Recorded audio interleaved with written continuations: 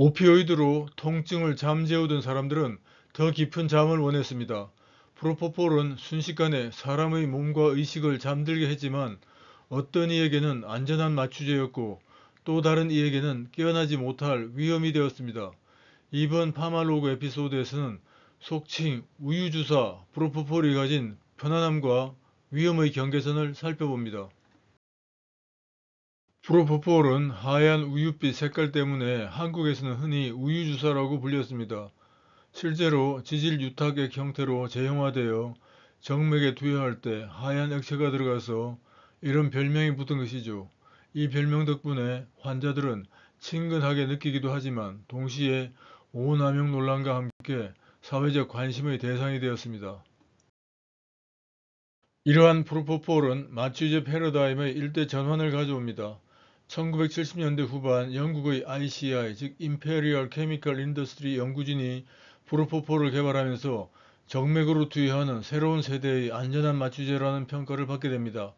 빠른 회복과 깔끔한 진정 효과 덕분에 지금은 전 세계 수술실에서 가장 널리 쓰이는 정맥 마취제가 되었죠. 프로포폴의 작용 기전을 설명하기 전에 먼저 갸바가 무엇인지부터 알아봅시다. 갸바는 뇌에서 가장 중요한 억제성 신경전달 물질로 감마아미노뷰티르산이라고 합니다. 이 물질은 갸바A 수용체에 결합해 작용하는데 갸바A 수용체는 뇌의 브레이크 역할을 하는 단백질입니다. 이러한 갸바A 수용체는 5개의 서브 유닛으로 구성되며 이들이 모여 염소이온 통로를 구성합니다. 이 수용체 분자에 갸바가 결합하면 염소이온 통로가 열리면서 염소이온이 세포 안으로 들어와 신경세포가 과분극됨으로써 신경의 흥분성이 억제됩니다. 그런데 프로포폴은 이러한 갸바A 수용체 분자의 베타2, 베타3 서브 유닛과 결합해 갸바의 수용체에 대한 결합 효과를 증폭시키고 염소이온 통로의 개방 시간을 길게 유지시킵니다. 그 결과 신경세포 안으로 염소이온의 유입량이 늘어나게 되고 신경세포는 과분극되어 마침내 그 활동을 중지하게 됩니다. 또한 프로포폴은 고농도에서 갸바 없이도 부분적으로 갸바A 수용체의 염소이온 통로를 직접 개방할 수도 있습니다. 이것이 프로포폴을 전신마취까지 가능하게 만드는 핵심 기전입니다. 프로포폴은 짧은 작용시간 덕분에 내시경, 치과, 그리고 미용 시술까지 간단한 수면 마취가 필요할 때 널리 사용되었습니다. 하지만 그 편안함은 곧 위험으로 바뀌었습니다. 프로포폴은 사람들이 깊은 수면과 잠시의 안락을 위해 반복 사용되었고 깨어나지 못한 사고들이 이어졌습니다.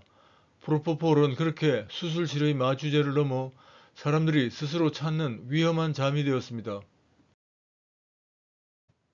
실제로 프로포폴을 맞은 환자들 중 상당수가 깊고 편안한 잠에 빠졌다 깬 느낌이라고 말합니다. 실제로 양리학적으로도 빠른 발현, 빠른 회복이 특징이기 때문에 수술 후 숙취 같은 불쾌감이 덜합니다. 이 특징이 오히려 일반인에게 마약 같은 수면제라는 잘못된 인식을 불러일으키기도 했습니다. 프로포폴은 빠른 회복이 장점이지만 과도한 투여는 치명적 억제로 이어집니다. 가장 큰 위험은 호흡 중추마비로 산소가 끊기면서 곧 심정지로 이어집니다.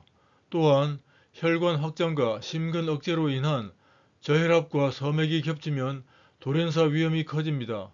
특히 무감시 상태에서 반복 투여되면 안전한 마취제는 예측할 수 없는 억제제가 됩니다. 2009년 팝 가수 마이클 잭슨이 사망했을 때 그의 사망 원인으로 프로포폴 과용이 밝혀졌습니다. 개인 주치의가 수면제처럼 남용하면서 결국 사고로 이어졌습니다. 이 사건을 계기로 프로포폴은 전 세계에서 안전한 마취제이자 동시에 위험한 약물이라는 이중적 이미지를 갖게 되었습니다. 프로포폴 남용은 더 이상 일부의 문제가 아닙니다.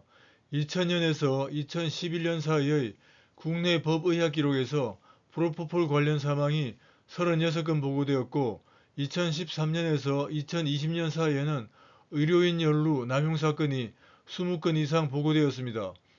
최근 미국의 UCSF에서도 마취과 의사가 수십 병을 불법 투약해 의식불명되는 사건이 발생했습니다. 이처럼 프로포폴은 수술용 마취제를 넘어 의존과 사고를 일으키는 마약처럼 관리가 필요한 약물이 되었습니다. 그리하여 프로포폴은 2011년부터 한국에서는 마약류로 관리되고 있습니다. 의료진은 실명 투약 기록을 남기고 병원은 재고를 보고해야 합니다. 그러나 규제가 있다고 남용 가능성이 사라지는 것은 아닙니다. 프로포폴의 교훈은 명확합니다. 설계의 목적을 벗어난 순간 가장 안전한 약도 가장 위험한 약이 될 수 있다는 것입니다. 프로포폴은 빠르게 잠들고 쉽게 깨어나도록 설계된 약물이었습니다. 하지만 그 편리함은 곧 억제로 바뀌어 호흡과 심장을 멈추게 만들었습니다. 이러한 위험을 만든 것은 약 자체가 아니라 그것을 사용하는 우리의 선택이었습니다. 다음 파말로그 에피소드에서는 수면제 이야기를 통해 우리가 스스로 잠드는 경계선을 살펴보겠습니다. 함께 해주셔서 감사합니다.